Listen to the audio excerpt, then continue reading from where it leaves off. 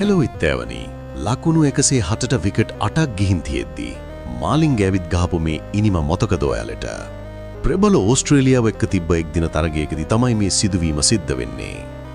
ලාංකික ක්‍රීඩා ලෝලින් ජයග්‍රහණය අතෑරලා තිබ්බ වෙලාවේ මාලිංග පිටියට ඇවිත් තමන් මුහුණ දුන්න පළවෙනි බෝලෙටම 4 පාරක් ගහනවා. ඊට පස්සේ මාලිංග තමන්ගේ බැට් එක මාරු කරන්න ඕන කියපු වෙලාවේදී ඕස්ට්‍රේලියානු ක්‍රීඩකයන් hina වුණා.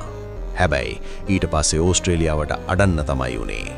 මාලිංග සහ මැතිව්ස් එකතු වෙලා ඕස්ට්‍රේලියානු පන්දු යවන්නන්ව තබේකටවත් මායිම් නොකර පිටිය පුරාවටම 6-4 පහරවල් එල්ල කරන්න පටන් ගත්තා.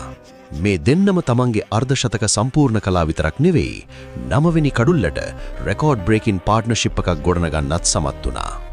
ඒත් ලාංකීය හදවත් මොහොතකට නතර වුණේ මාලිංග රන් අවුට් වුණ වෙලාවේදී.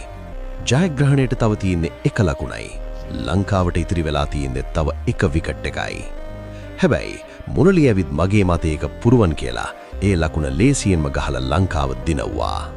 මාලිංගගේ සහ මැතිව්ස්ගේ මේ අමතක නොවන පාර්ට්නර්ෂිප් එක ගැන ඔයාලා මොකද හිතන්නේ?